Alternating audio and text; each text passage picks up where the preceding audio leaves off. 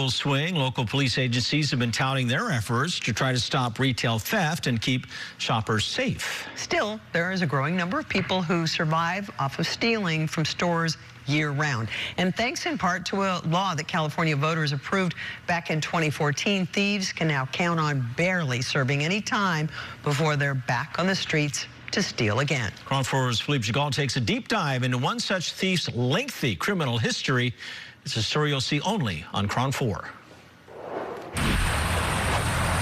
A convicted petty thief who habitually shoplifts, sells, and buys stolen property, trespasses, and struggles with a controlled drug habit, Jesse Leonardo Otero is troubled. Jesse, don't you get sick of getting arrested?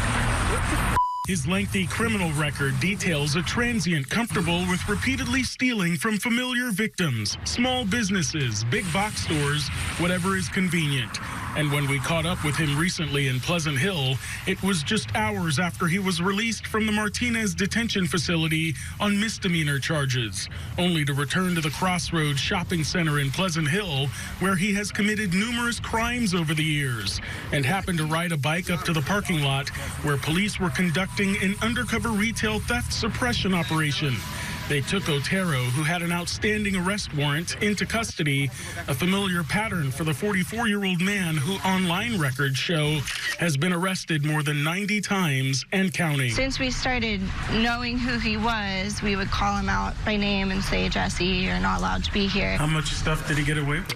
He ended up taking about $340 worth of product. Otero is a byproduct of Proposition 47, a 2014 voter-approved measure that weakened penalties for personal drug use, petty thefts, and shoplifting.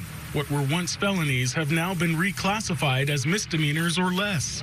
The threshold for a felony shoplifting charge increased from $400 to $950. In Otero's case, when he steals, it's taxing on the victims and tedious for the officers, but the loss hardly ever gets close to $950.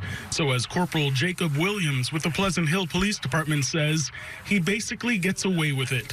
A theft under $50 could just be an infraction. Prop 47 took away one of the main tools for shoplifting that was used pretty frequently, that being PC 666. So prior convictions or other instances of shoplift were used to ensure that this person was actually booked into jail. Nowadays, with the way that the filing standards have changed and the law is written, if it's a petty theft under $950, he's given the same ticket that you would get for running a stop sign. Most of the time, Otero is cited and released, or taken into custody, booked and released. Though in recent years, he has served more serious time. The Contra Costa County District Attorney's Office says he is currently on felony probation for a commercial burglary conviction back in June 2022. He was sentenced to 150 days in county jail. That same day, he was convicted of a misdemeanor shoplifting offense after stealing a gaming controller from a GameStop store in the county. In October 2021, the DA's office says Otero was prosecuted and convicted of 2 separate counts of misdemeanor vandalism. He was sentenced to 28 days in county jail and a year of probation for the vandalism offenses. It's unclear how many days Otero has actually spent in jail over the years, but we do know he is behind bars right now.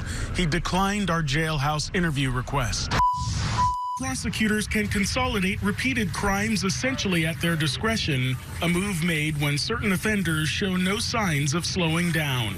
And in Otero's case, the Contra Costa County District Attorney's Office recently filed a consolidated 31-count misdemeanor complaint against him, combining 31 arrests this year into one case, one which, if convicted of all counts, could lead to years in county jail. He was very present in our stress and worries day-to-day life for me and the regular staff members who work here every day. Berkeley, Richmond, Pinole, El Cerrito, Walnut Creek, Concord, Pleasant Hill, Danville, Albany. Wherever Bart goes, so can Otero, and he's left a long and costly trail.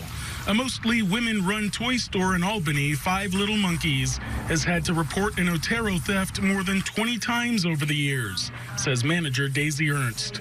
She says Otero is a big reason the business invested in a security system. He makes himself as hidden as he can, and he goes around the store and starts putting stuff in his pockets. Basically anything he can take, he will. Prior to Otero being picked up in Pleasant Hill this month, he was caught stealing from Danville Bike on Harts Avenue in Danville the day after Thanksgiving. Owner Jose Gutierrez says he deals with thefts on occasion. He had never seen Otero before he left his store with $340 worth of items without paying.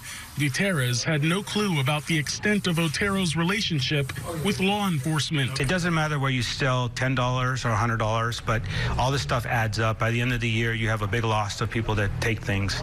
And for small businesses, I mean, we're trying to survive. Do you think Prop 47 has made the community safer, or has it had a negative effect and made it more dangerous? I think combined with some other trends, it's made things more dangerous.